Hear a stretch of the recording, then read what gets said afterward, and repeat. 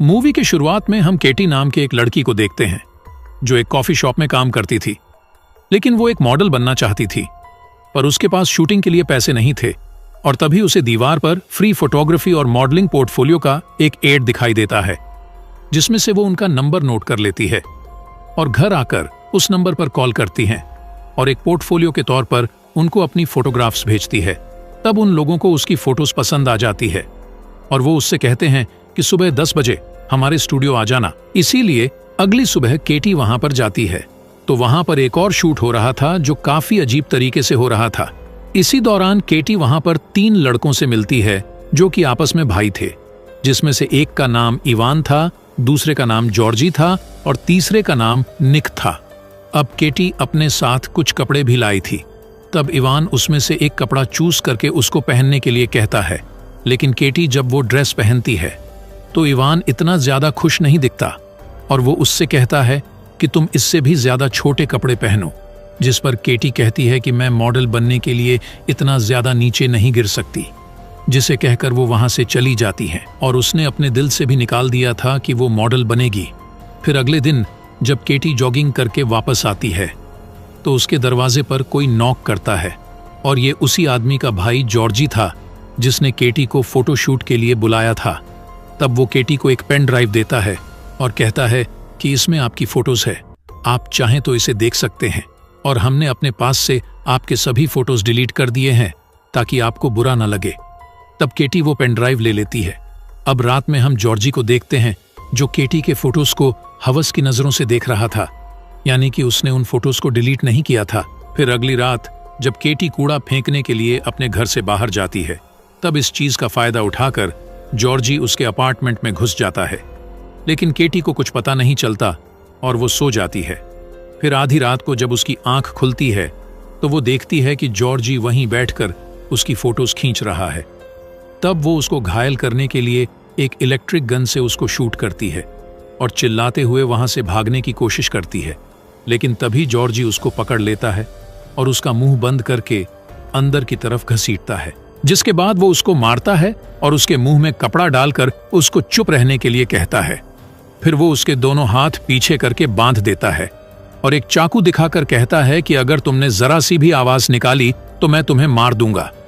लेकिन केटी के पड़ोसी ने उसकी आवाज सुनी थी, इसीलिए वो चेक करने के लिए उसके रूम में आता है और तभी जॉर्जी उसके पेट में चाकू मार के उसको मार डालता है। फिर वो केटी का बहुत ही बुरी तरह से रेप करता है, जिसके बाद उसको पछतावा होता है कि उसने बहुत ही गलत काम किया है और वो रोते हुए अपने भाइयों को कॉल करके वहां बुलाता है। तब उसके दोनों भाई तुरंत वहां पर पहुंच जाते हैं, लेकिन उसको डांटने के बजाय वहां के सभी सबूत मिटाने लगते हैं कि उनके ही भाई ने ये मर्डर किया है। फिर इवान उस चाकू को उठाता है और जॉर्जी के फिंगरप्रिंट्स मिटाकर उसमें केटी के फिंगरप्रिंट्स लगाता है ताकि पुलिस वालों को लगे कि केटी ने ही इसको मारा और बाद में खुद भाग गई। जिसके बाद वो केटी को ड्रग्स खिलाते हैं और उसको एक बक्से में बंद करके अपने साथ कहीं पर ले जाते हैं। फिर जब केटी को होश आता है तो वो देखती है कि निक उसके साथ बहुत ही गलत कर रहा है, जिसके बाद वो तीनों भाई मिलकर उसको काफी टॉर्चर करने लगते हैं और फिर वहां से चले जाते हैं।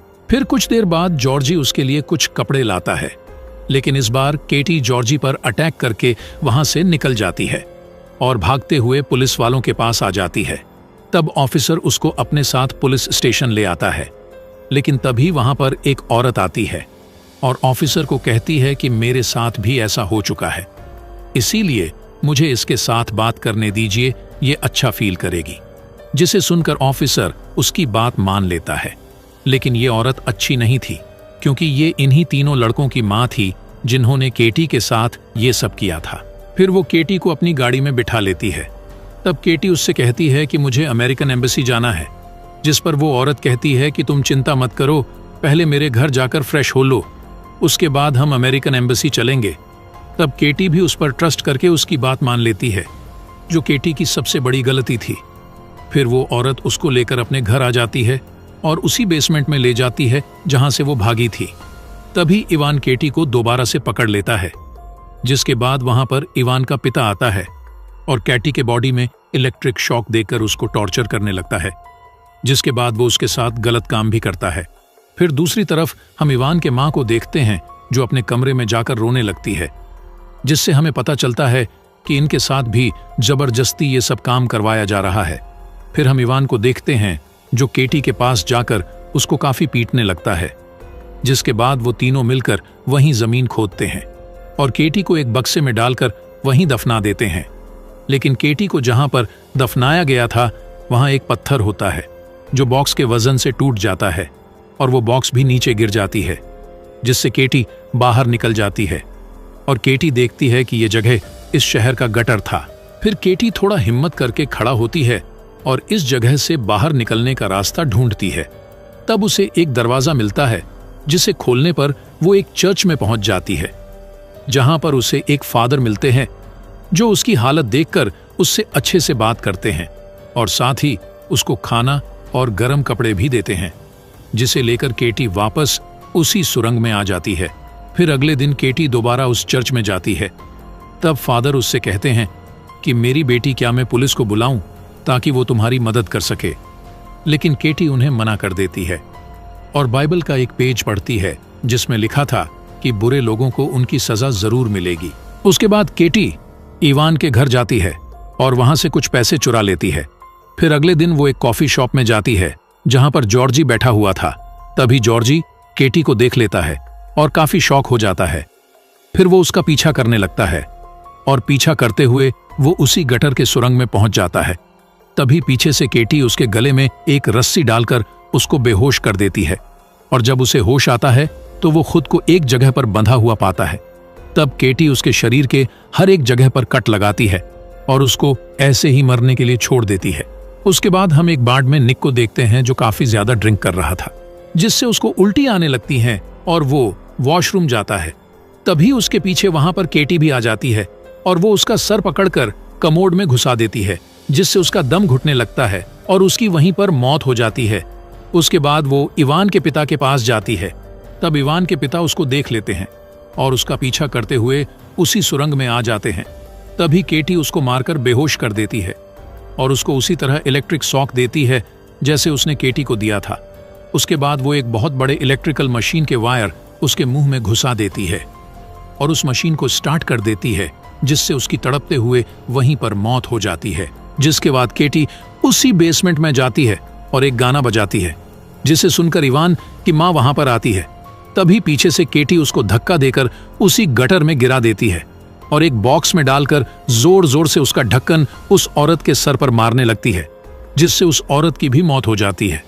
और अब बारी थी इवान की, जो अपनी मां को ढूंढते हुए उसी गटर के सुरंग में पहुंच जाता है। तभी केटी उसको भी मारकर उसे भी पकड़ लेती है और वहीं दूसरी तरफ चर्च का फादर एक ऑफिसर को केटी के बारे में सब कुछ बता देता है ताकि वो उसकी मदद कर सके। जिसके बाद वो ऑफिसर भी उस सुरंग में जाने लगता है और वहीं दूसरी तरफ केटी इवान को काफी टॉर्चर करने लगती है। लेकिन अचानक इवान उठकर केटी का गला दबाने लगता है, पर तब तक वहां पर वो ऑफिसर आ जाता है और इवान के सर में गोली मारकर उसको मार डालता है। जिसके बाद केटी बिना कुछ कहे वहां से चली जाती है और बाहर आकर मुस्कुराने लगती है और ये मुस्कान काफी सुकून भरा था, क्योंकि उसने उन दरिंदों से अपना बदला ले लिया था। और आखिर में हम देखते हैं कि वो अमेरिका एम्बेसी की तरफ जाने लगती है ताकि वो सरेंडर कर सके। और इसी के साथ ये मूवी यहीं पर खत्म हो जाती है।